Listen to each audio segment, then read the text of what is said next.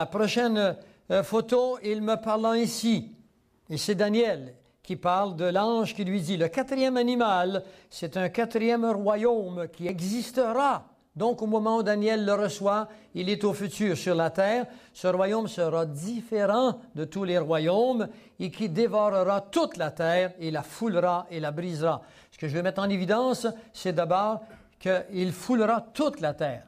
Au XVIIe siècle, on n'avait pas la technologie pour s'emparer de toute la terre et la structurer. Maintenant, on l'a. L'Internet, là, les ordinateurs sont là, la technologie, là, les avions sont là. Tout peut être contrôlé sur toute la planète Terre. Et regardez ce que les sociétés secrètes nous annoncent. World Citizenship, ça veut dire citoyen du monde entier. C'est maintenant le temps. Nous sommes entrés dans la dernière phase du temps de l'humanité. Comment est-ce qu'on va s'y prendre? Comment est-ce qu'on va exercer cette domination sur la planète? Premièrement, par les religions. Les religions vont bientôt s'unir, ils sont en train de s'unir. Et en s'unissant, ils vont faire une puissance, une force qui n'a jamais existé. Mais ces religions ne sont pas chrétiennes. Elles sont de toutes les sortes. Ensuite, par la technologie, il faut s'emparer de la technologie. Ils ont la technologie. La technologie que vous voyez maintenant n'est rien à celle qui est cachée. Je n'ai pas le temps de vous en parler ce soir. Mais en d'autres temps, si vous voulez, nous vous montrerons la technologie. Et également par le militaire. Bientôt, ne soyez pas surpris, vous verrez les rues des militaires qui s'approcheront, qui rentreront dans nos rues. Un jeune homme m'a appelé de Montmagny en fin de semaine pour me dire comment ça se fait qu'il y a des véhicules militaires chez nous. Eh bien, je lui ai dit, mon cher, c'est parce qu'on se prépare. Après, on prépare le public à la vue des militaires chez nous. Et bientôt, après qu'ils se sont habitués, on donnera l'ordre d'y placer la loi martiale et ainsi commencera le dernier stage de l'apparition de l'impie. Le prochain image vous montre ce verset extraordinaire, car le mystère du mal, le mystère de l'iniquité agit déjà. C'est Paul qui dit ça, ça fait 2000 ans qu'il dit ça. Il dit-il, il faut seulement que celui qui le retient ait disparu. Celui qui le retient, c'est l'Esprit Saint. Et dès qu'il aura disparu, alors paraîtra l'impie, c'est cet homme qui sera l'unique homme qui mènera, qui conduira toute la planète entière, et nous l'appelons l'Antéchrist. Et alors paraîtra l'impie que le Seigneur Jésus détruira par le souffle de sa bouche et qu'il anéantira par l'éclat de son avènement. Lorsque Jésus revient dans Apocalypse 19, par le souffle de sa bouche, il détruira cet impie qui est Lucifer lui-même, qui vient sur cette planète.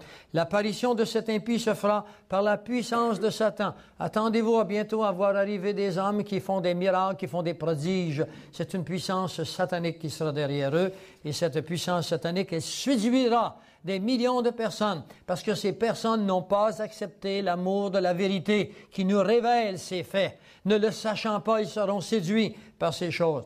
Et il se fera avec toutes sortes de miracles, de signes, de prodiges, mais des prodiges mensongers, et avec toutes les séductions de l'iniquité, pour ceux qui périssent.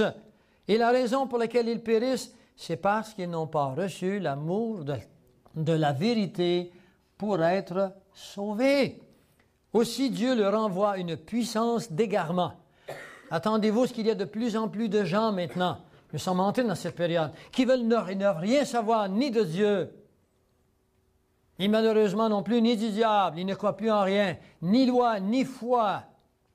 Parce que cette puissance d'égarement a été prophétisée. Dieu a donné 2000 ans à l'humanité pour aller vers son Fils, aller vers Jésus, pour se baigner dans la doctrine biblique.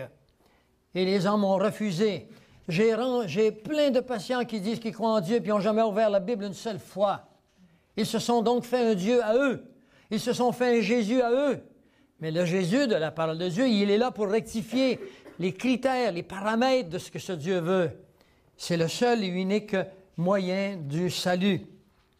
Alors Dieu leur envoie une puissance d'égarement pour qu'ils croient au mensonge, afin que tous ceux qui n'ont pas cru à la vérité, mais qui ont pris plaisir à l'injustice, soient condamnés. Il est faux de croire que Dieu n'est qu'amour. Dieu est justice. On ne parle que de l'amour de Dieu, mais on a oublié sa justice.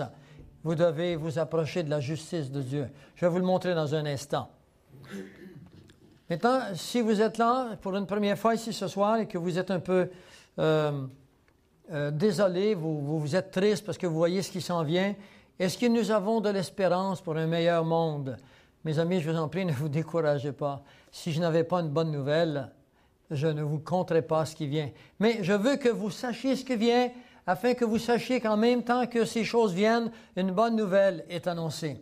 Dans Acte 3, les versets 20 à 21, afin que des temps de rafraîchissement viennent de la part du Seigneur et qu'il vous envoie celui qui vous a été annoncé auparavant, le Christ Jésus, que le ciel doit recevoir jusqu'au temps de rétablissement de toutes choses.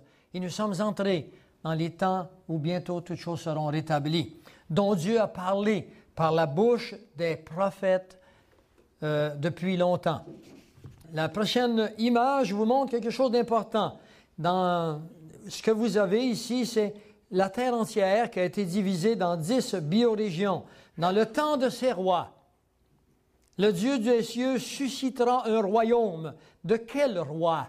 Eh bien, les rois qui régneront sur les 10 biorégions qui ont été programmées, divisées par le Club de Rome en 1968, afin que nous puissions faire disparaître les pays, les souverainetés nationales, pour diviser la terre en 10 biorégions avec 10 rois ou 10 cornes.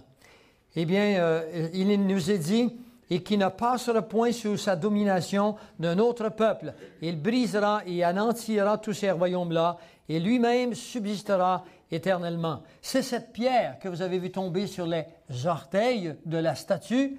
La statue nous indique le temps de l'humanité depuis le moment où Nabuchodonosor règne sur Babylone jusqu'au retour de la pierre qui tombe, qui symbolise Jésus-Christ qui revient et qui vient rétablir toutes choses. C'est le temps, la fin du temps des nations. Dans Daniel 7, le verset 27, « Et le règne et la domination et la grandeur des royaumes qui sont sous tous les cieux seront donnés au peuple des saints du souverain.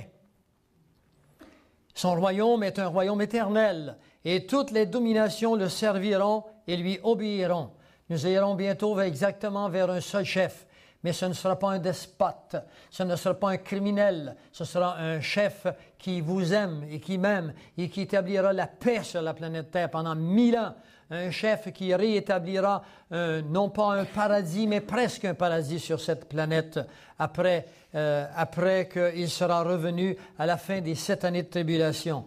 La prochaine image nous dit ceci d'important. Plusieurs seront purifiés, blanchis, éprouvés, mais les méchants agiront avec méchanceté. Dans le contexte biblique, un méchant, c'est toute personne qui ne reconnaît pas Jésus-Christ comme son sauveur personnel. C'est ça un méchant.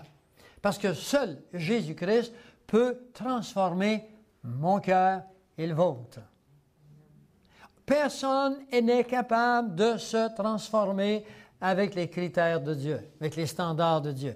Uniquement celui qui vous a créé est capable de vous transformer. Si vous n'entrez pas en relation avec Jésus-Christ, personne Dieu, vous allez demeurer un fils d'Adam sans transformation, rempli d'angoisse, de prétentions personnelles.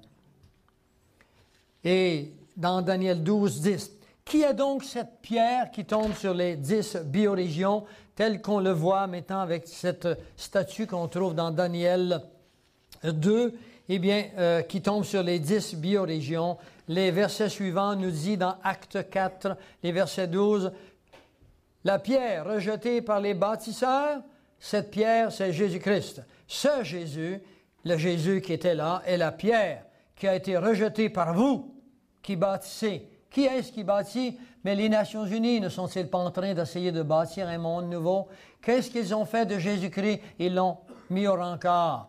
Parce que seul Christ connaît l'homme, et seul Christ peut sauver l'humanité. Mais ils l'ont mis au rencard. Et Dieu le savait dans son omniscience, son omniprésence. Il nous l'a prophétisé il y a 2000 ans par l'apôtre Paul, par les apôtres qui étaient là. Il nous dit c'est bien, il n'y a de salut dans aucun autre, car sous le ciel, il n'y a aucun autre nom qui ait été donné aux hommes par lequel nous devions être sauvés. N'essayez pas de vous sauver en fréquentant une église. Ce n'est pas l'Église qui sauve, c'est une personne. Ici, dans l'Église où vous allez, on n'enseigne pas cette personne, et uniquement cette personne, et globalement cette personne, et qu'on ne s'appuie pas sur la parole de Dieu pour vous enseigner cette personne. Je vous conseille, si vous voulez être sauvé, de sortir en courant de cette Église. Trouvez-en une où on enseigne un salut gratuit. Le salut ne se gagne pas. Heureusement, parce que je suis fatigué, je n'ai plus envie de gagner rien.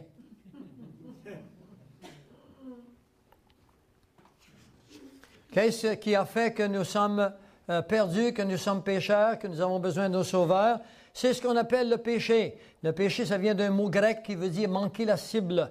Dieu avait créé l'homme pour une relation avec lui, et Adam et Ève, nos premiers parents, ont été tentés par des démons, le meilleur, le plus important, le plus intelligent des démons, qui l'a amené à croire qu'il était un Dieu. Et c'est pour ça aujourd'hui que le nouvel âge enseigne que l'homme est un Dieu. C'est un vieux mensonge. Rien de nouveau sous le soleil.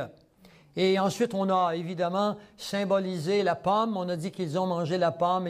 Évidemment, on n'a aucun verset biblique qui nous dit que c'est une pomme. Mais ce que nous savons, c'est que dans cette pomme, que le péché est contenu deux choses. La parole de Dieu nous dit bien ceci. Mais Dieu sait que le jour où vous en mangerez, vos yeux s'ouvriront et vous serez comme Dieu, connaissant le bien et connaissant le mal. Et des millions de personnes aujourd'hui se déclarent des dieux et par l'élimination intérieure vont arriver au niveau de Dieu. Et ça, c'est un vieux péché, un vieux mensonge amené par Satan dans le monde qui est encore là aujourd'hui. Dans Romains 11, le verset 32, il nous a dit « Mais Dieu a enfermé tous les hommes dans la désobéissance. Tout homme est désobéissant à la parole de Dieu. » Pourquoi? Parce que nous avons reçu le péché génétiquement. Vous avez beau être bien, être bon, vous avez beau être gentil, il n'y a rien à faire, le péché est en vous, transmis par nos parents. Le péché est génétique. Quand on arrive au monde, on n'a pas besoin de montrer à nos enfants à tirer les cheveux ou à graffiner les joues du petit voisin. On n'a pas besoin de montrer à nos enfants être menteurs, être voleurs, ils le sont de nature. Eh bien, ce péché originel, il est dans la pomme, et que vous soyez bon durant votre vie ou que vous soyez méchant, tout est dans la pomme. Les deux menus de l'ordinateur sont dans la pomme, et il faut que la pomme soit renouvelée. La pomme est aussi loin de Dieu que le pont que vous voyez ici, que le précipice que vous voyez ici. Et la seule façon d'aller à Dieu, c'est en passant par le pont que vous voyez là, et ce pont s'appelle Jésus-Christ. On ne peut y échapper. Dans Romains 3, le verset 23, il nous est dit ceci, de très important, que peu de personnes savent. Il faut que vous sachiez ceci. Romains 3, 23 est un verset à prendre par cœur. Car il n'y a point de distinction. Et je parle aux gens qui font partie d'une religion officielle dans laquelle on vous dit que Marie est immaculée. Si Marie est immaculée, la Bible est fausse. La Bible nous dit ceci, il n'y a point de distinction, puisque tous ont péché et sont privés de la gloire de Dieu. Ça veut dire que tout homme est privé du salut. Tout homme qui arrive au monde est pécheur et perdu. Oh, je sais que vous pensez à vos enfants, mon petit bonhomme qui est mort, qui avait 1 an. Ne vous inquiétez pas pour le petit bonhomme qui est mort il y a 1 an. Il n'a pas participé au péché, le petit bonhomme qui avait 1 an. Il est sauvé, votre petit bonhomme qui avait 1 an. Vous n'avez pas à vous inquiéter pour des choses comme celle-là. Mais dès qu'on devient conscient, c'est compliqué de vous expliquer les dispensations. Ce soir, je n'ai pas le temps de vous expliquer, mais je vous dis ceci, vous êtes adulte. Vous aurez une décision à prendre maintenant, parce qu'il n'y a que des avantages à prendre la décision. Dans Éphésiens 2.8 arrive le verset qui, moi, m'a amené dans une grande remise en question. Car vous êtes sauvés par la grâce.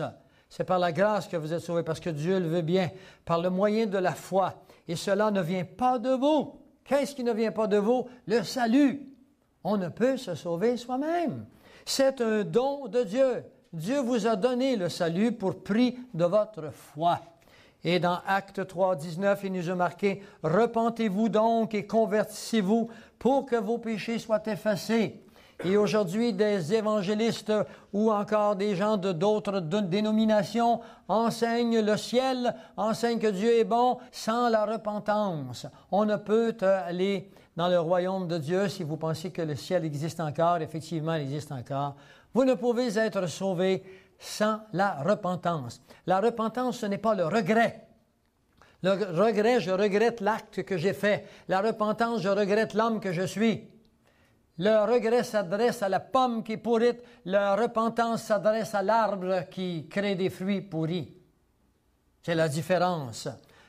Il faut qu'aller devant le Seigneur, lui demander pardon de vos fautes et il vous acceptera en tant que né de nouveau. Vous devez naître de nouveau. L'espérance du croyant de la fin du temps de la grâce, parce que le temps de la grâce est là depuis que Jésus a payé le coût pour vos péchés. Le coût pour vos péchés a été payé sur la croix quand Jésus a dit tout est accompli. La loi était accomplie. Elle n'est pas finie, la loi, mais elle est accomplie en Jésus-Christ. Il faut que vous alliez à Christ et c'est lui qui est le Sauveur. L'espérance du croyant, car le Seigneur lui-même, notre espérance, elle est ici, car le Seigneur lui-même descendra du ciel à un signal donné, avec la voix d'un archange et au son d'une trompette de Dieu, et les morts qui sont en Christ ressusciteront premièrement. Et nous ensuite, les vivants, nous qui serons restés, nous serons enlevés avec eux sur des nuées à la rencontre du Seigneur dans les airs, et ainsi nous serons toujours avec le Seigneur. Mes amis, c'est ma plus grande espérance. C'est ce qu'on appelle l'enlèvement de l'Église. Si vous acceptez Christ aujourd'hui dans vos vies, si vous acceptez que vous êtes pécheur et perdu et que vous avez besoin d'un sauveur qui s'appelle Jésus-Christ et que vous voulez vous conformer à ses standards, il faut que vous appreniez, il faut que vous suiviez Jésus. Il va placer à l'intérieur de vous ce besoin de le connaître. C'est une personne, ce n'est pas un système, ce n'est pas une énergie, ce n'est pas une religion, c'est une personne, c'est lui qui vous a créé. Mais on est aveugle à cause du péché de nos premiers parents, transmis génétiquement. Ce Jésus, bientôt, va nous enlever de terre avant l'arrivée du système de l'Antéchrist.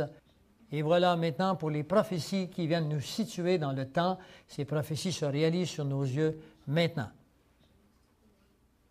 Voilà, c'est terminé.